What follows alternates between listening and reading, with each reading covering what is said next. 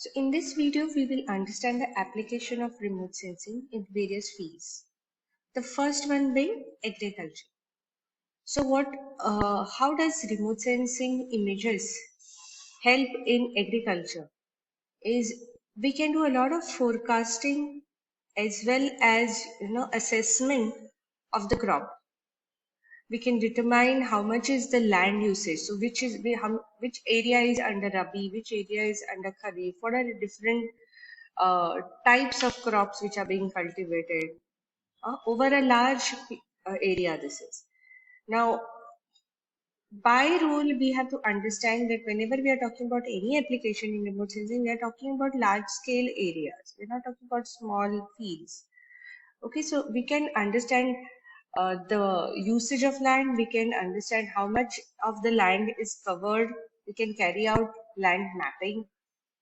Then forecasting of crop production can be done. Now, how do you forecast is you identify how much area is under a particular crop. I have already told you that it is very easy to distinguish between the different types of crops from the remote sensing images because each crop will have a different level of reflection.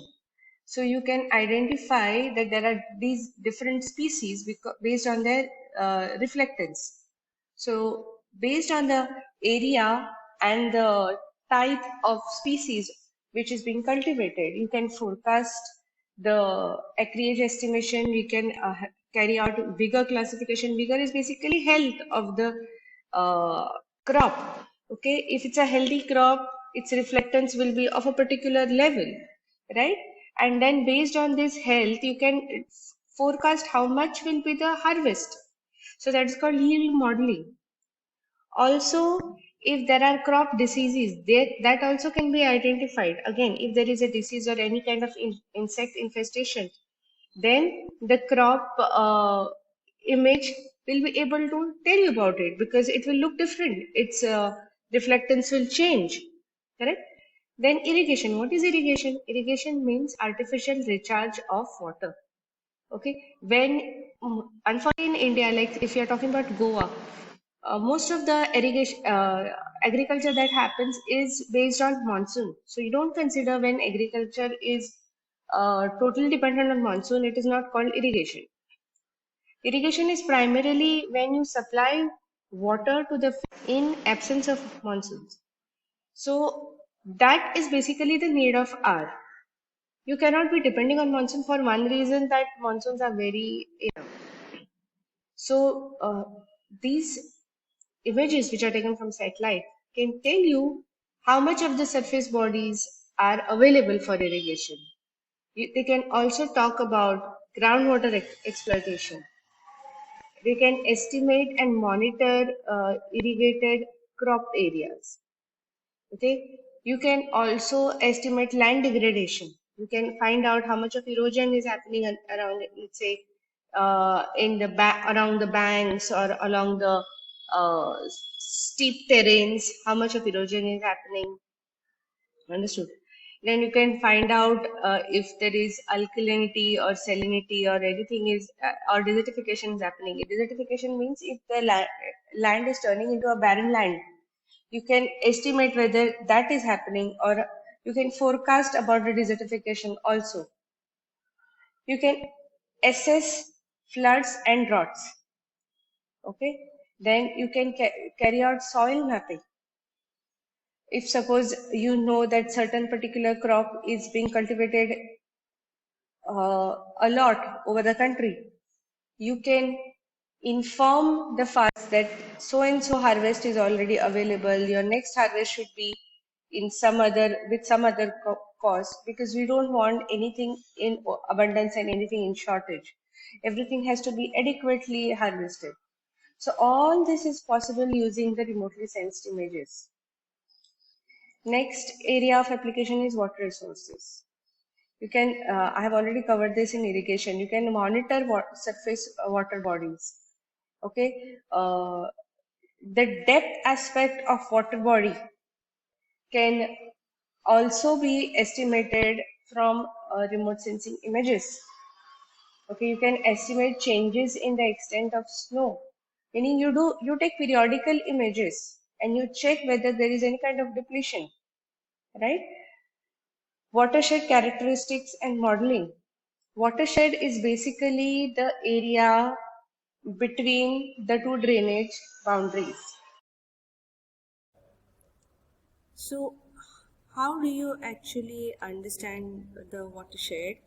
Now, if let's say you have two hills, okay, so you have a hill like this, another hill like this, okay, and if it rains over these hills, how much water will get collected over here? Let's say here there is a river flowing, okay, so what will contribute to the water in this river?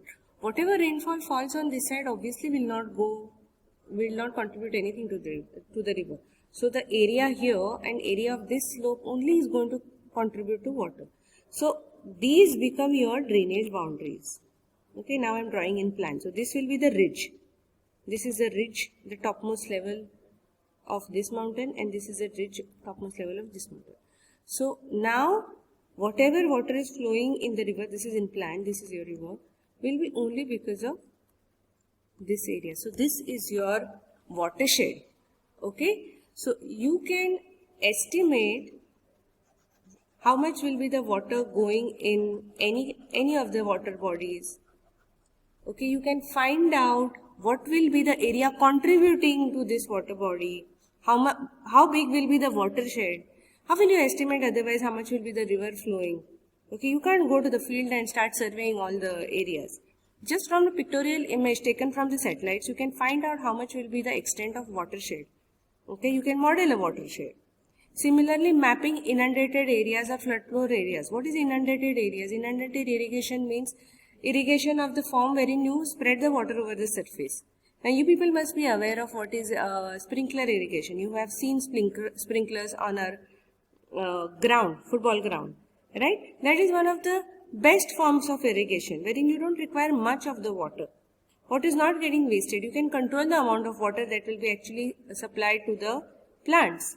Only problem with irrigation is, sprinkler irrigation is, if the area is very arid, okay, if it is very hot area, then the water will evaporate very fast and it requires electricity.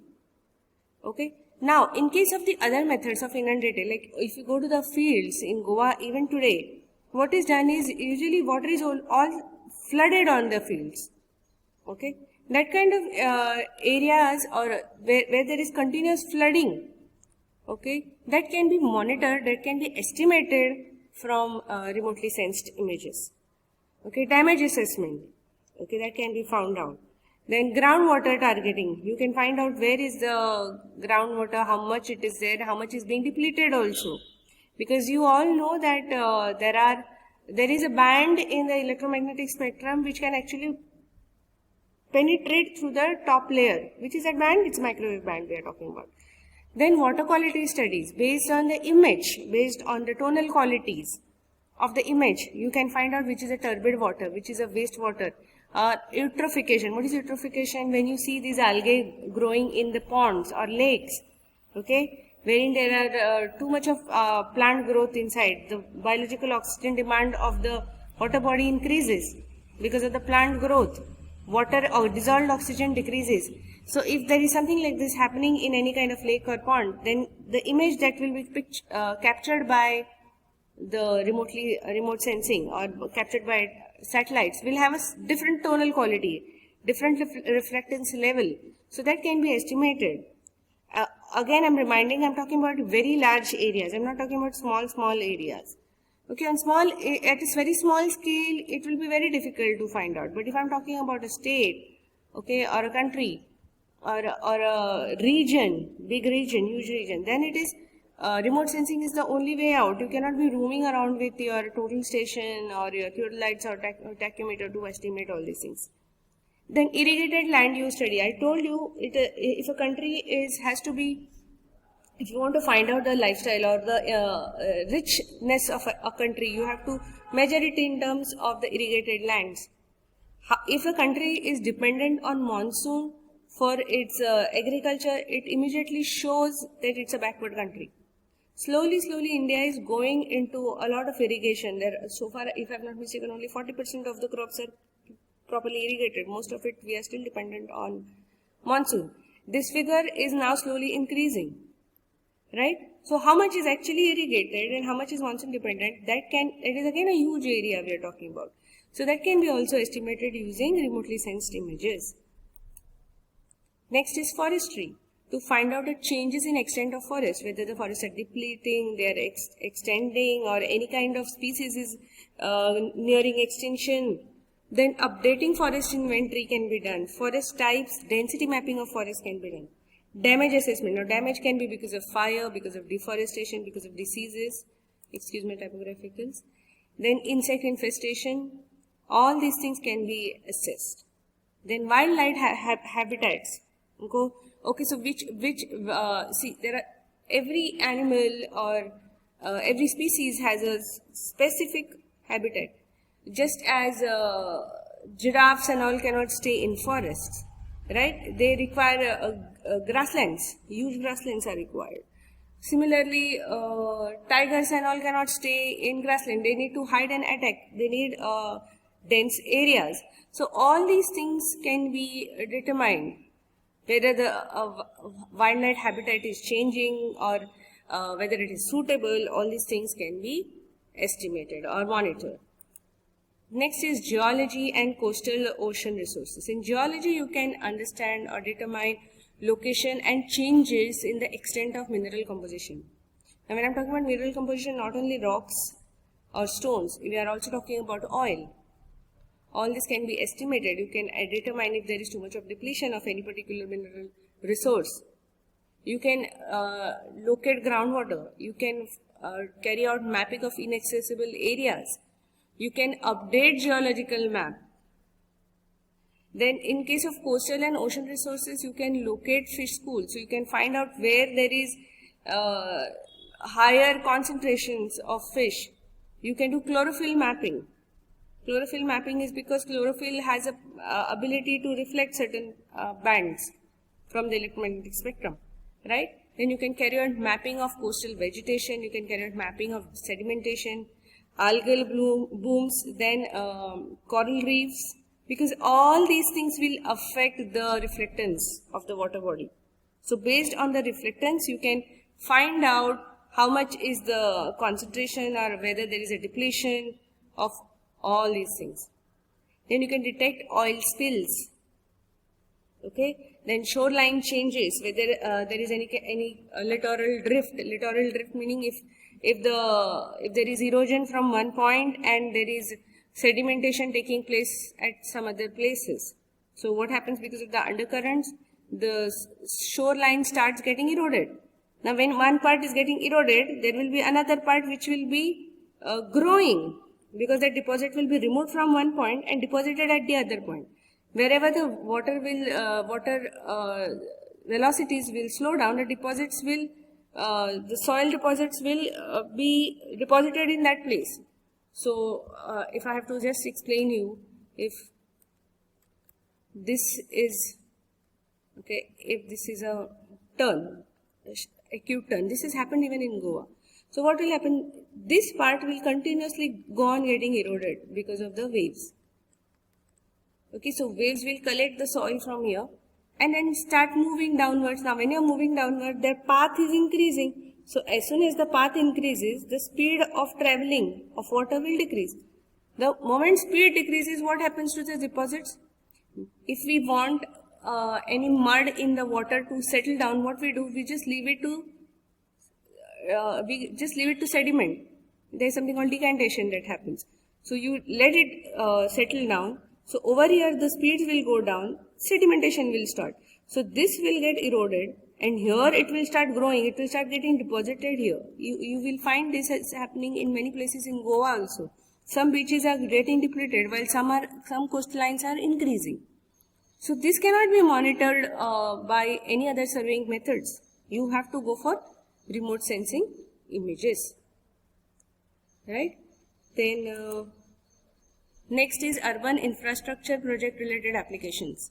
So identification and monitoring of urban sprawl for fixing transportation networks and urban zoning. This can be carried out Now, you people must be aware of this coastal CZR, coastal zone regulation. What is basically the requirement of why is this CZR rules and guidelines are required?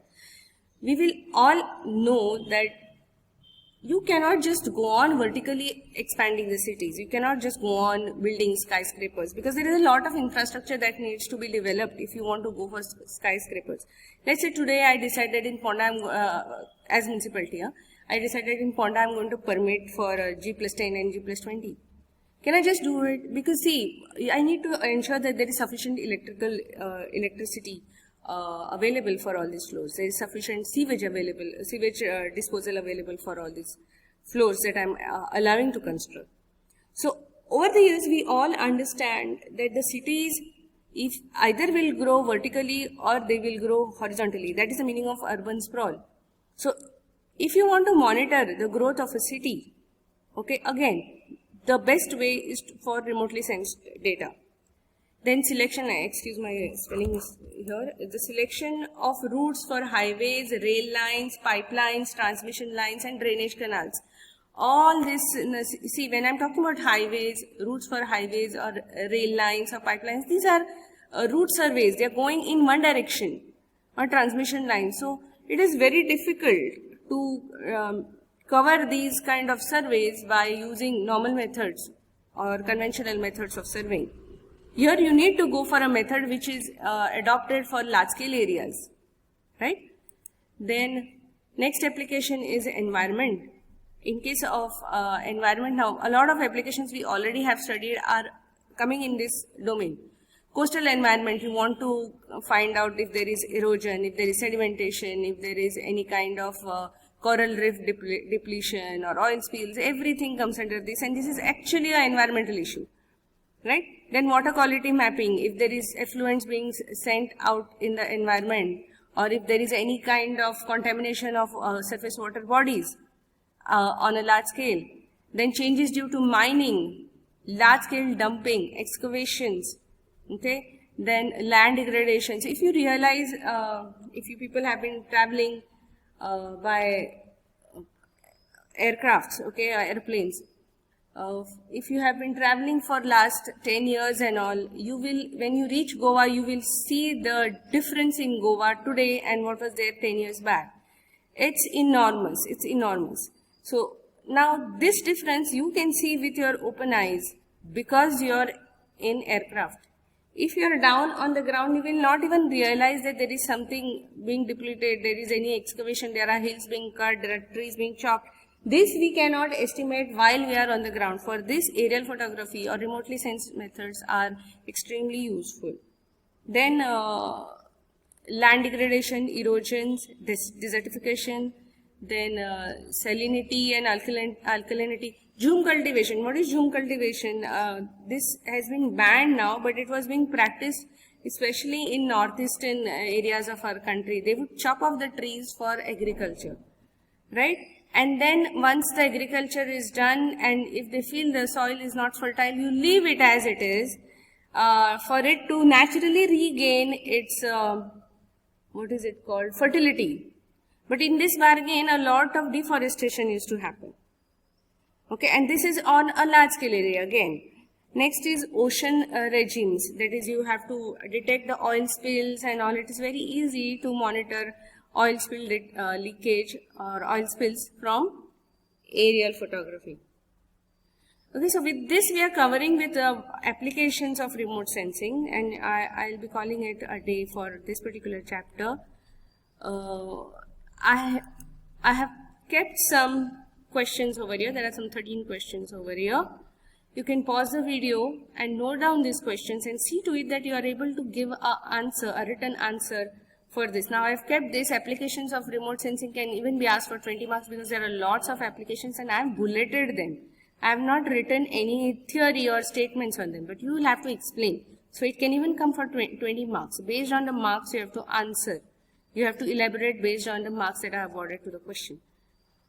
Then these are the references. These are the web references. So you could just note down these, and a lot of information that I have taken is either from these two books or these references. So you can just type these and you will get all the information that I've spoken about. In fact, you'll get extra information also.